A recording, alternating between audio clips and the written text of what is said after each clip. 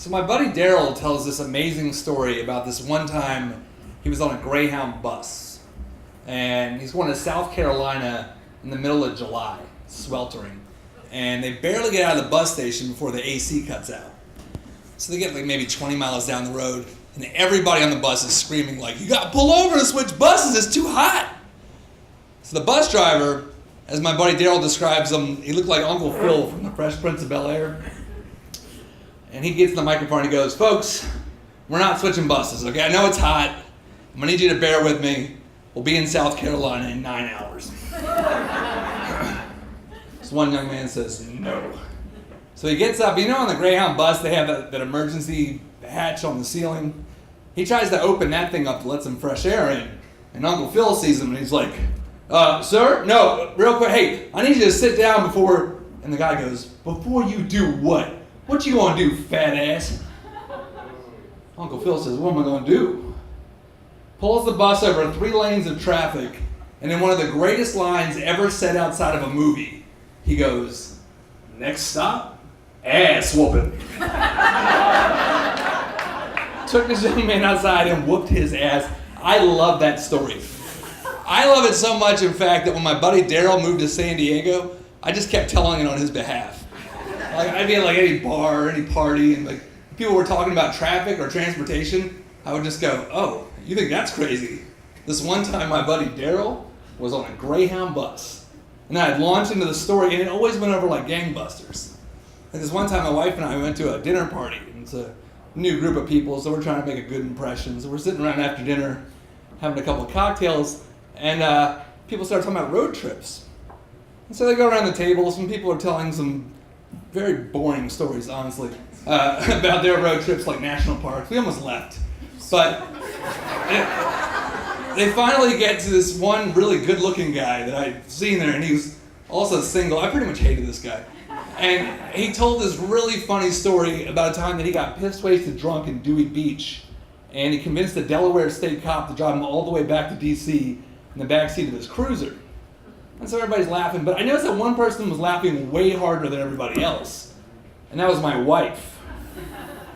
And I got like this little pang of jealousy. I was like, "Wait a minute, you like that little tail he just wove? Is that it?"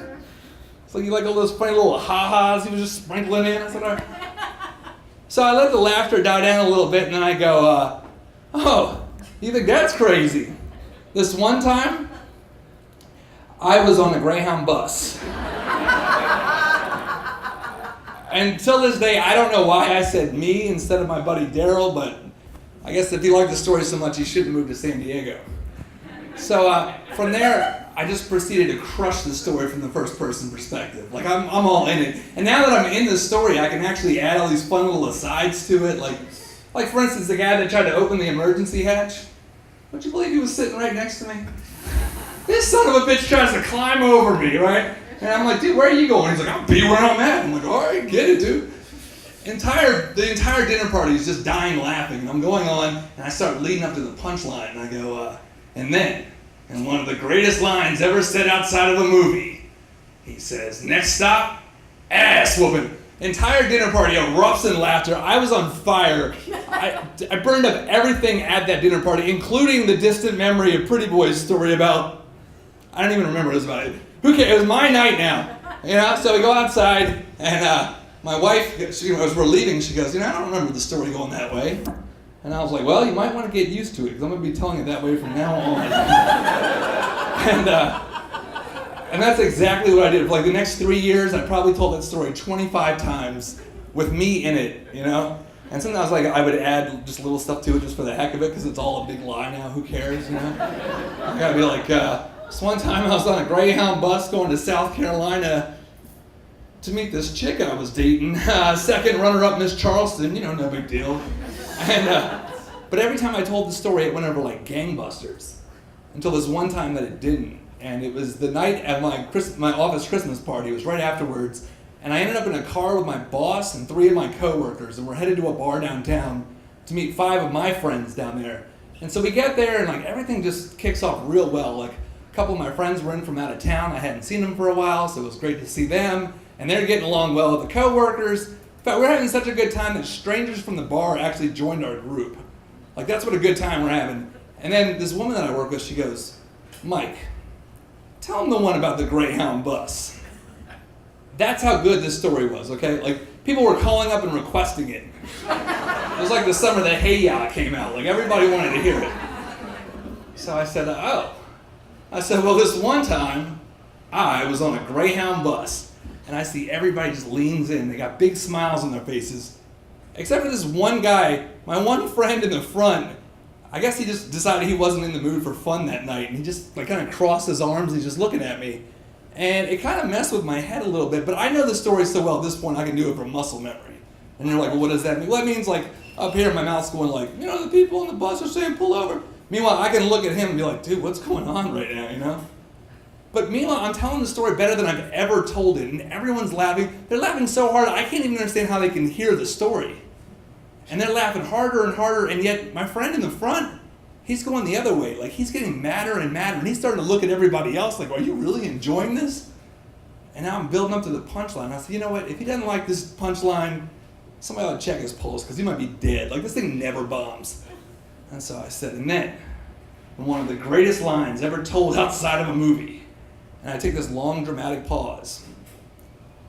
And before I get the words out, my friend in the front goes, let me guess, next stop, ass whooping? I said, yes, exactly. Wow, how did you?